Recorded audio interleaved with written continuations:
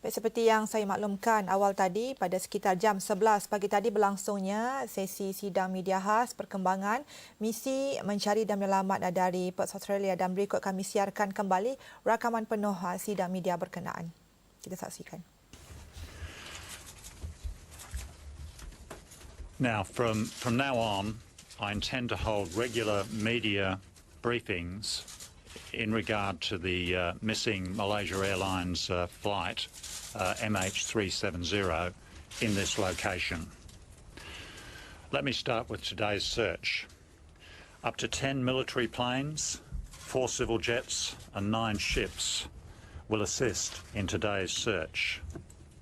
The Australian Maritime Safety Authority has determined a search area of about 217,000 square kilometres, and that area is 1,700 kilometres northwest of Perth. Today's search area will focus on 3 areas within the same broad vicinity. The first aircraft departed for the search area at 6 o'clock Western Standard Time this morning. A total of 26 State Emergency Service volunteers from Western Australia, New South Wales and Victoria will work as air observers on 3 of the civil aircraft. The other civil aircraft will operate as a communications relay. The weather forecast for today's search is fair, with visibility at about 10 kilometres and a cloud base between 1,000 and 2,000 feet. The Royal Australian Navy and Royal Navy have today commenced a subsurface search for emissions from the black box pinger from Malaysia Airlines flight MH370. Using the towed pinger locator from the United States Navy on Australian Defence Vessel Ocean Shield and a similar capability on HMS Echo, the 2 ships will search a single 240-kilometre track converging on each other. And of course, if you want to get into more detail about that, I have the Commodore to assist me with taking any questions on that subject. The Australian Anzac-class frigate HMAS Perth has been tasked to assist with the search for the missing aircraft. HMAS Perth will take approximately 4 days to reach the search area. And of course, as I mentioned yesterday, the Malaysian frigate LQ will arrive in the search area at 1800 tomorrow. As you're aware, Prime Minister Najib visited Western Australia yesterday. I briefed him in relation to the establishment of the Joint Agency Coordination Centre.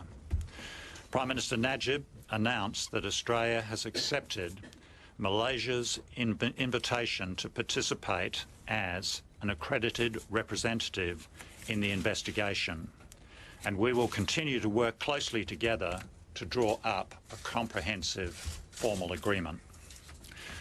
Let me tell you a little bit more about that. Under the Chicago Convention, the accident investigation into the disappearance of MH370 is the responsibility of Malaysia. However, to support its investigation, Malaysia requested that Australia lead the search for the missing aircraft and participate in the investigation as an accredited representative. An accredited representative is a full participant in the investigation so that additional skills and expertise can be provided to the investigation team. Australia agreed both to lead the search and, as an accredited representative, to provide all necessary support to the Malaysian investigation. The United States, the United Kingdom and China are also accredited representatives.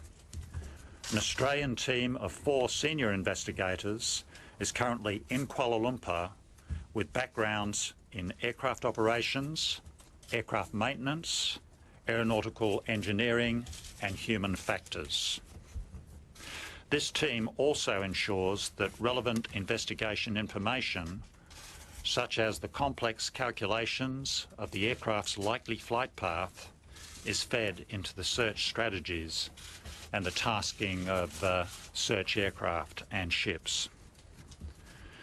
Senior officials of Malaysia and Australia are currently drawing up a comprehensive agreement regarding Australia's role in the search and the broader investigation.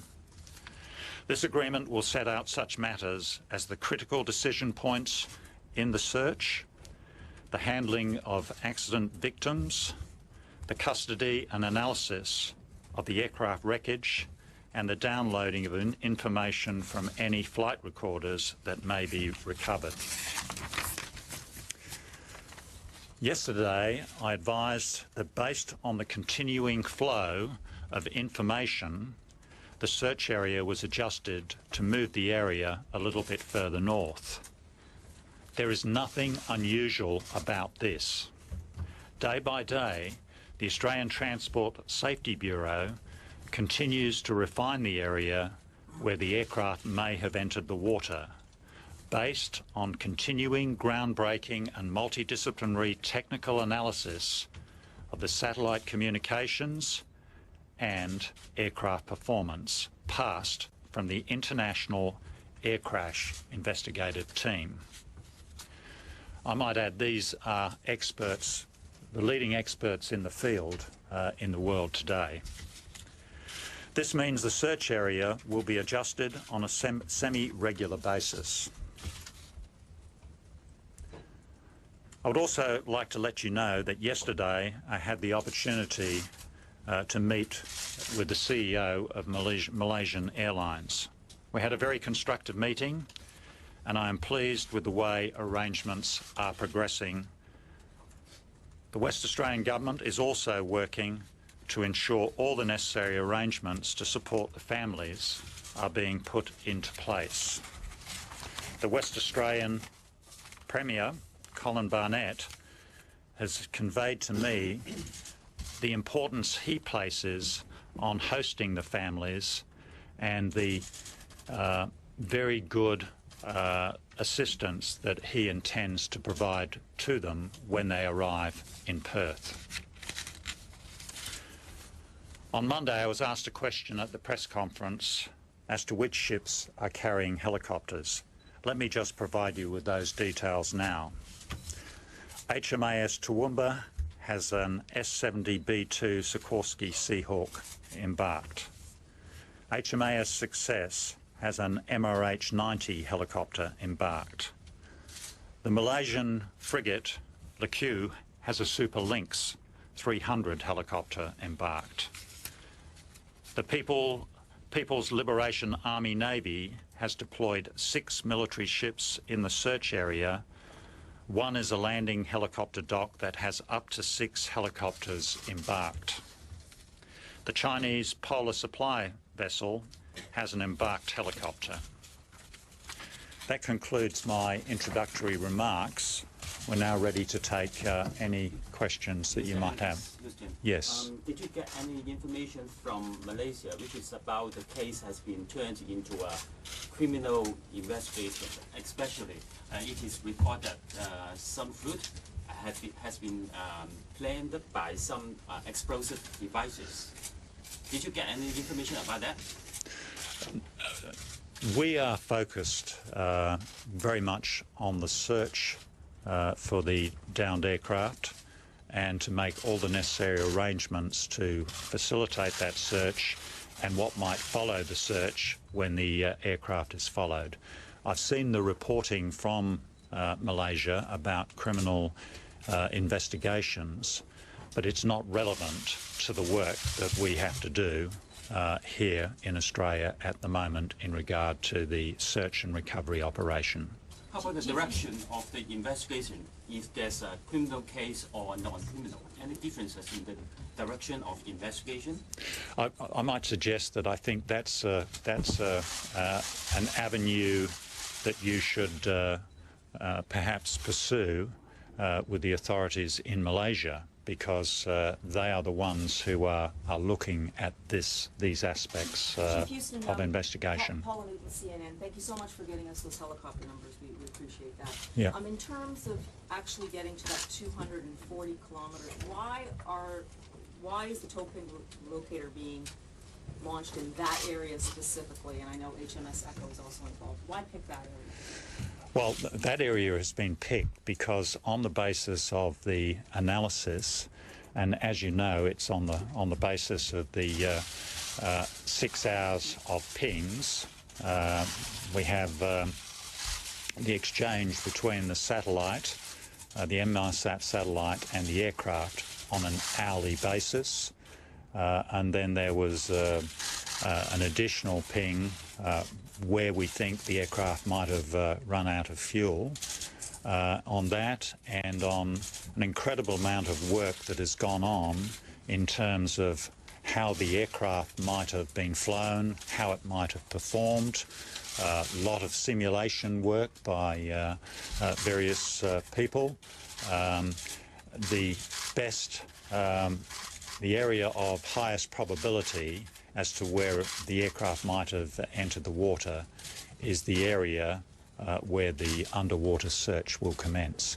And obviously that's what must be done, and it's on the basis of data that only arrived very recently, and it's the best data that is available. So it's calculated data. As you know, the last known position of the aircraft was up near the Malacca Straits, and we're in an area many thousands of kilometres south of that position. So I think it's important that we let that proceed, and hopefully the calculations are putting us into about the right area. Just do you want to add anything to that? No, that's fine. No. That's Yes, Paul. Yeah, we've heard the term groundbreaking used a couple of times in Yeah, recent days. yeah. That suggests ground is being broken on this. Can you give us a bit more detail what ground is being broken? Well, I think ATSB are probably the people that best placed. But let me start. Before this aircraft disappeared, everything was turned off. The only thing that was available to the investigators and the searchers was the pings, which were an exchange between the Inmarsat satellite and the aircraft. Those pings occurred on an hourly basis. There was no indication of airspeed, no indication of altitude, very little other data other than that. Now, what has happened since then is the analysts have taken that data, they've developed it, they've taken the calculations into consideration.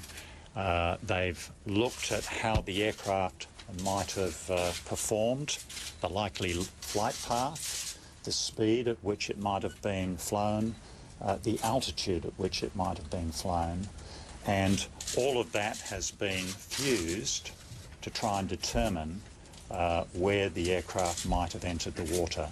And of course, the other thing that you must weigh into this is how much fuel was aboard the aircraft and so on, fuel burn and so on. So it's very complex, and we've had the world's best experts in this area analyse the data, and over a period of time that data has been refined.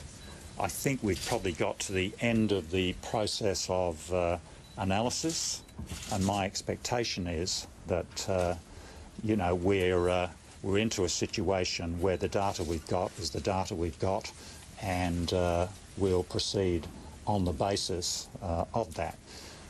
Now, what is so different about this this search is that most times, everything I've ever been involved in, you usually have a really good starting point, which is not too distant from the area of search. In this particular case, the last known position is several thousand kilometres north of the likely search area.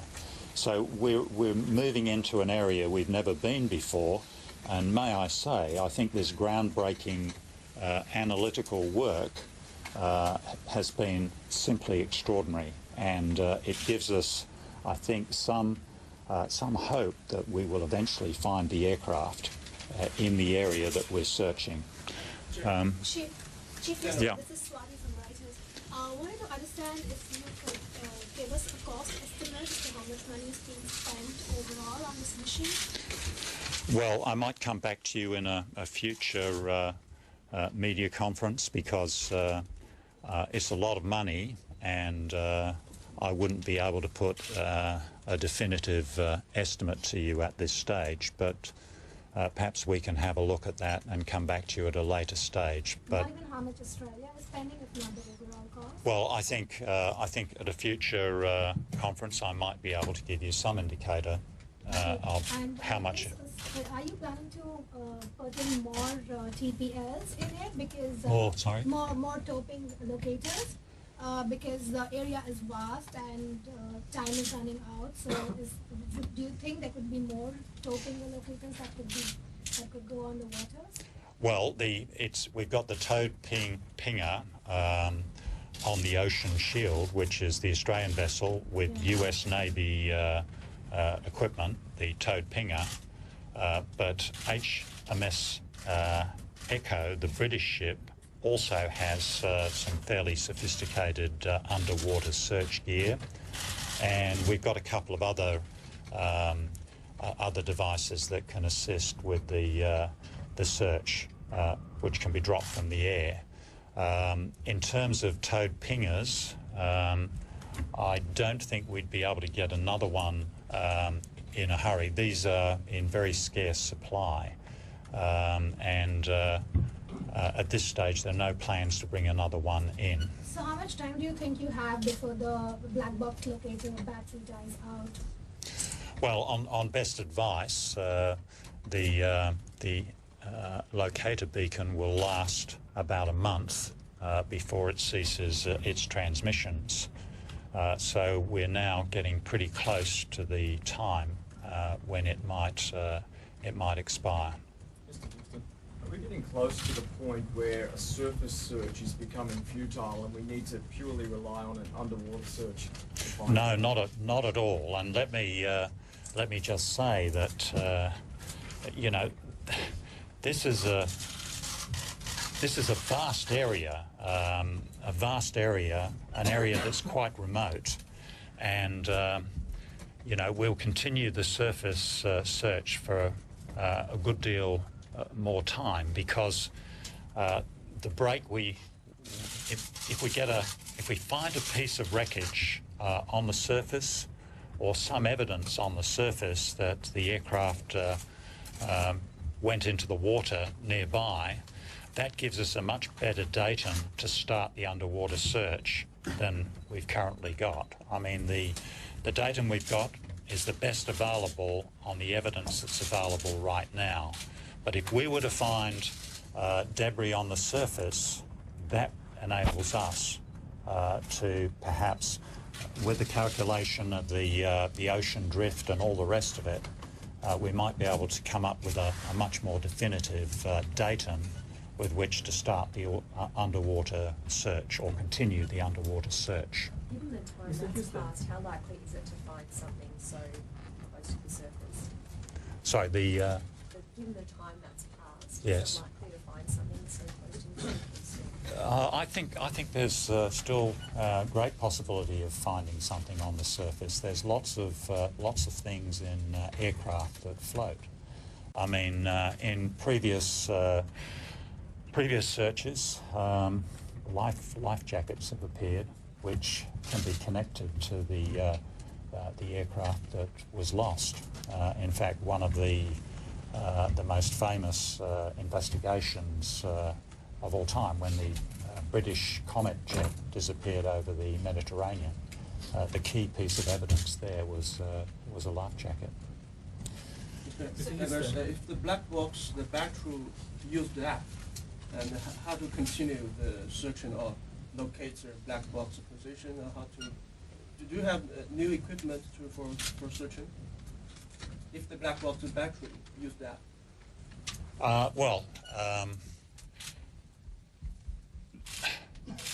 You can still search underwater even if the located beacon has ceased transmitting.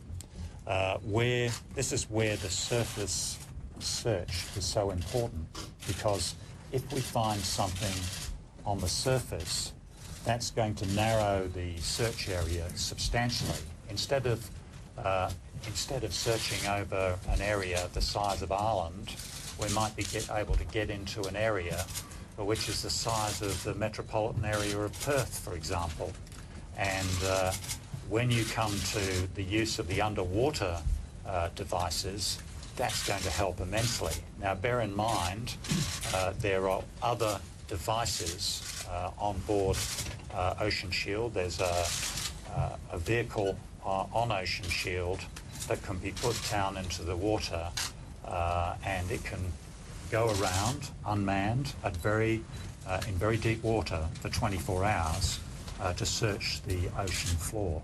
And that sort of equipment has proven to be very, very effective in previous searches for aircraft underwater. For example, the Air France aircraft that was lost several years ago. Do you want to say anything about that, Scott? Or? Oh, Ken, if you wish. Yeah, please. So here's the question, please. Another question, please. I just want to know, because the Australian government is not putting a time frame on the search effort, definitely it will go on for a long time. But when is the government going to change another searching scheme? I mean, like, you didn't put a time frame on the searching effort, it will go on. But is the government going to change the search scheme? Well, the Prime Minister said only yesterday that we would continue the search as long as there is any hope of finding the aircraft. Now, I would suggest to you that we have not searched everywhere where the aircraft might have gone. I mean, we're concentrating in an area that has been developed as a consequence of the analysis that I talked about earlier on. So we've still got a long way to go in terms of the searching. I mean, when you're searching these vast areas of ocean, it takes a lot of time, a lot of effort, and depending on the weather conditions, it's incredibly difficult to do a visual search. For example, if you're looking for white objects in the water with white caps everywhere, it's very, very difficult. And I've been in circumstances myself where there were people, survivors of a ship going down or a boat going down, where I would not have been able to find the people in the water because it was just white caps everywhere without the assistance of marker buoys with smoke that had been dropped in the water. And it was actually the marker buoys that I was able to use to get the reference on the people who were in the water, because I couldn't pick them up. There was so much to excite the eye. And these are the conditions, some of the conditions that our people who've been doing the search have sometimes had to deal with. Much easier to do a visual search if you've got good weather and flat seas. So just a very quick clarification, in terms of the underwater search, exactly which equipment is going to be deployed today? The towed pinger has been deployed today on Ocean Shield. The search is currently ongoing, and of course it's not just Ocean Shield that's doing the search with a towed pinger, but HMS Echo, the British oceanographic ship, which is coming on a converging course over a 240-kilometre track, and it has good equipment for finding things on the floor of the ocean. So those two ships are working together. I'm not familiar with all the equipment that the British ship has, but I know the pinger that we've got is very effective.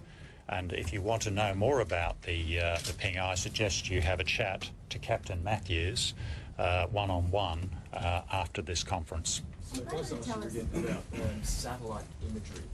When Yep. the search area was further south, we were receiving nearly daily images of debris picked up. But since it's moved north, we haven't seen anything.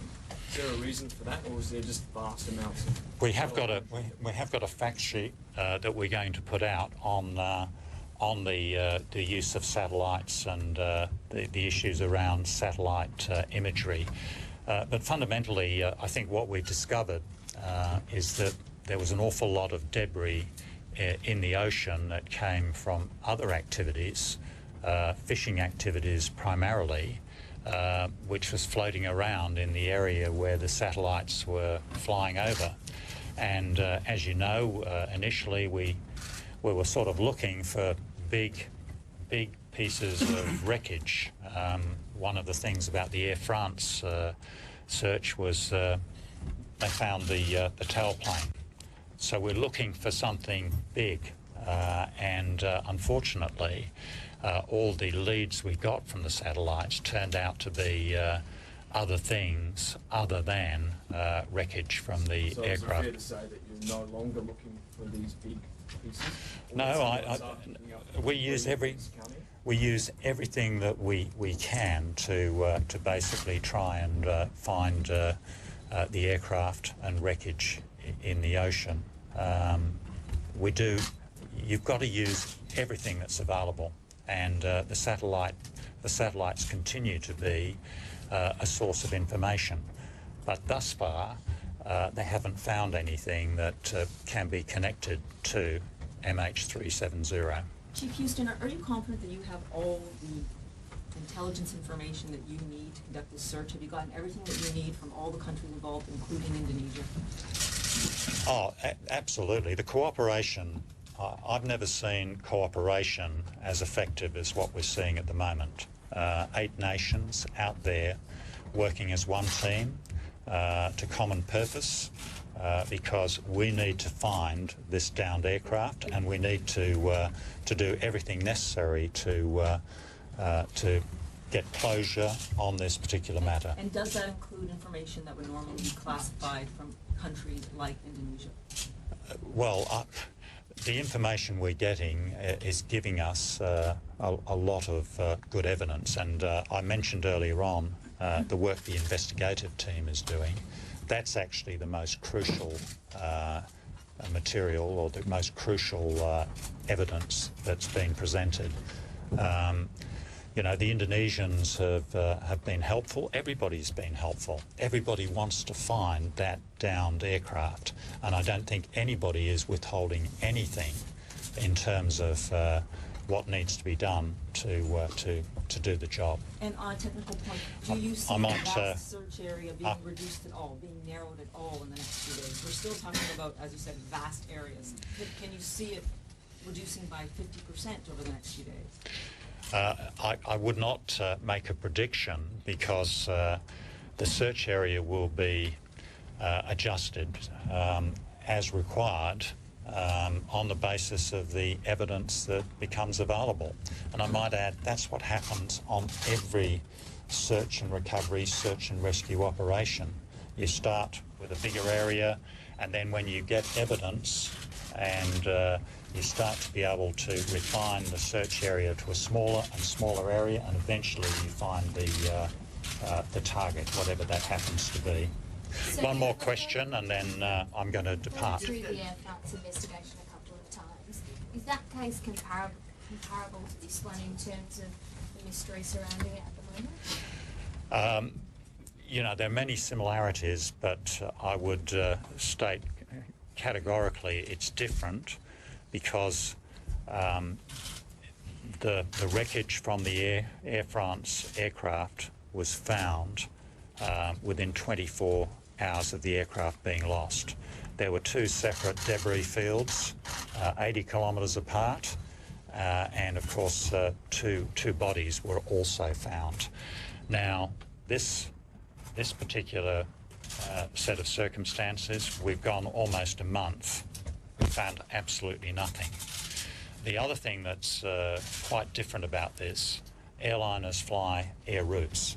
So if you lose an aircraft, the first thing you do is have a search along the air route, and usually that will get you the evidence you need to enable the rest of your search operations. And indeed, that's exactly what happened in the Air France circumstances. One more question and that's it. Yes? Does Australia have all the access to all the investigation data from Malaysia and from other relevant companies, as well as Boeing and Rolls-Royce?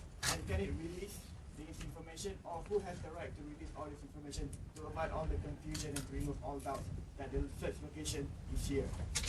Look, I mentioned when I talked about the investigation, I mentioned the nations that were involved in the investigation.